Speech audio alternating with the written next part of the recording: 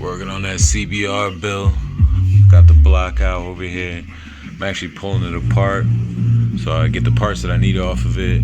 Plus, I can get the old crank, well, my first built crank that was also race, balance, and lightning, compared to my crank that I just had done. I already had the head off the motor. This is the one that blew up, so you can see that nice hole right there, and you can see the hole on the other side of the block here where it freaking destroyed itself before.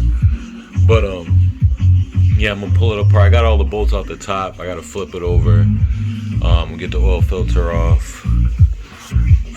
Gotta pull the oil pump off, oil pump drivetrain, pull this front sprocket off, and then I can flip it over and I'll get the crank out of it.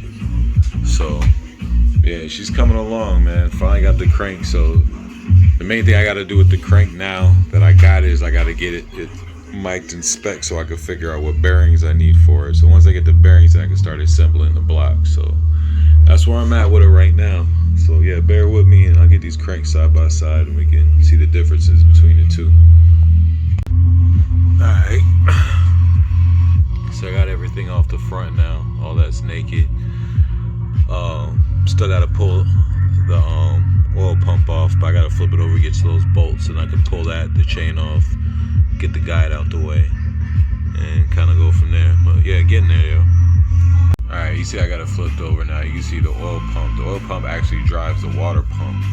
So I gotta pull the water pump out, then I can pull the oil pump out, then I can pull the chain off, and I can get that off, and then I can start hitting all the main bolts for the crankshaft to get this case separated, then the outside bolts, and then I'll have it apart. So yeah, let's go.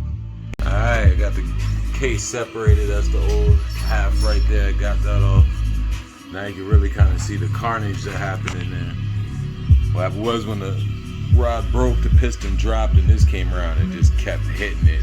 Just knocked a hole in it, knocked a hole in that side, tore up all the oil pump lines, feed lines, all that shit. So yeah, I'm gonna go ahead and pull the bolts off of the rods. I'm gonna get the rods separated, and that way I can get the crank next to the new one I just had done, and I can compare the two and show y'all the difference. Alright, in here working on the CBR. Just got the old block pulled apart. See, I got the transmission gear still stuck in there. There's the bottom half of the case over there. Starter, stator, clutch basket, oil pump inside the clutch basket, harmonic balancer, rods. This is the first crankshaft that I had done. It was race, balance, and lightened, but it got destroyed when the motor got blew up. You can see some of the damage on it. It's pretty effed up. But this is the new one I had that's been fully balanced, race, balance, and lightened as well. And you see this one's balanced up to 14,000 RPM. Factory on a CBR is about 13,000, so it'll have about 1,000 RPM higher. Also on my motor, I deleted the crankshaft countershaft balancer, which is about 3 pounds, which actually drives off of this rod. You can see where the oil holes are in there, so it actually would sit down in here inside these holes like this. It would sit in there. Crankshaft countershaft balancer would drive off of that, and then the crankshaft sits along the top right there.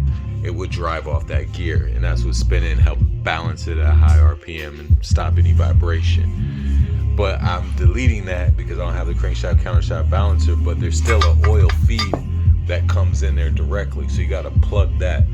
So I'm gonna put this little dummy gear in there that'll plug, keep your oil pressure up, and it's a shitload lighter. So I'm dumping a lot of weight out the motor by getting rid of the crankshaft countershaft balancer, and also by going with this aluminum piece as well.